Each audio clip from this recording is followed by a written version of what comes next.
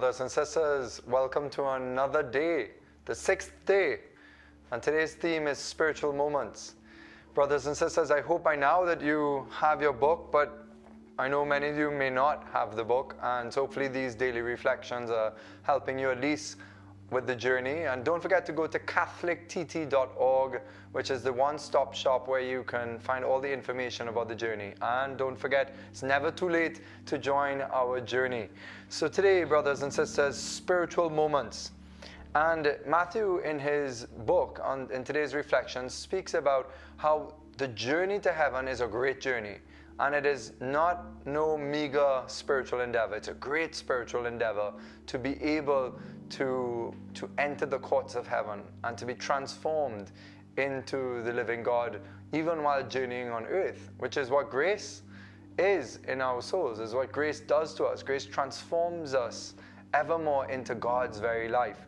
And so the spiritual life, Matthew Kelly points out, takes seasons. You know, there are times where we feel great fervor and rigor, where we're on top of the mountain, and we have a real sense of God's presence. We have a sense that God is close to us. But then there are times in the spiritual life where we feel rather abandoned by God. We feel that our prayers are falling on deaf ears, where we feel that the Lord has forgotten us. Might be some trials, some affliction, some disease, some really indescribable, painful torment that has come back to memory from the past. Or it could be anything.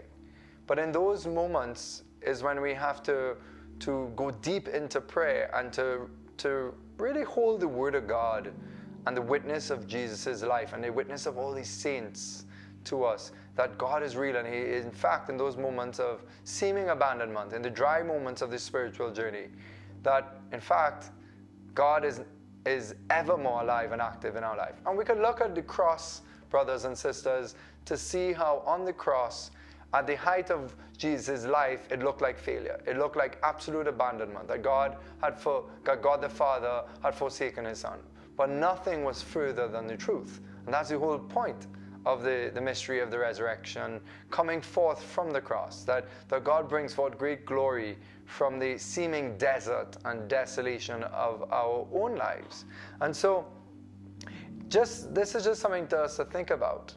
But another reason that Matthew Kelly doesn't go into per se, but one of the reasons we experience maybe desert times in prayer or dryness in prayer is also lukewarmness. The fact that maybe we are not living fully for God, that we are engaging in some serious sins that are really weighing us down and I would say just devouring God's presence in our life, making us lose that contact with God, that sense of God. And sometimes that is too because of our sin.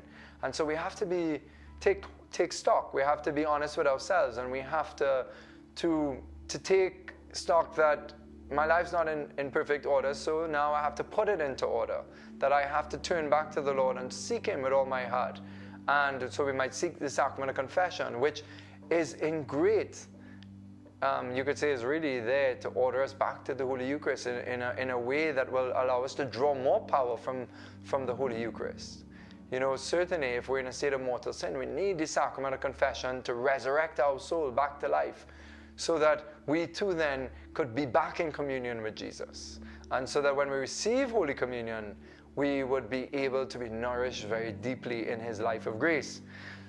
Brothers and sisters, in this day, Matthew Kelly speaks about the different lessons that work for his life, that pull him through the dry times, the difficult times, or even help him to be steady in the high times with a strong sense of God's presence. And he's worked out these lessons. And I just want to go through that with you again and maybe highlight one of them.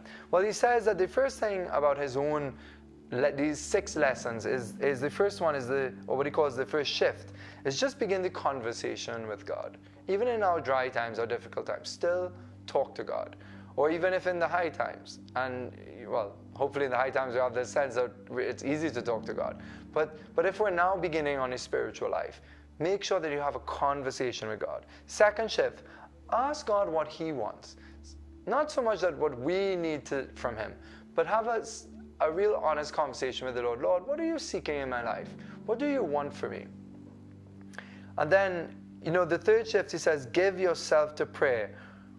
Waste, and this is what I say, waste time with God. This is very important in the spiritual journey, to come out of the dryness at times, or to keep the fervent times more fervent, is prayer. We need to find times every day to waste time with God, to speak to God, to connect, and to raise our minds out of the din and the noise of this world and the chaos sometimes of our interior lives, to remember that there's a bigger picture. And in meeting God, His Spirit does something to our spirit and starts to reorder our lives. The fourth shift he speaks about is transform everything into prayer. So bring everything into those moments of silent prayers, but also throughout the day, live as if you're living on a prayer. The fifth shift is make yourself available. So do you wish to know the supreme secret of happiness? Make yourself available. And then the last shift, he says, just keep showing up. And we're going to speak a little bit more about that tomorrow, about just keep showing up. Brothers and sisters, may the Lord bless you.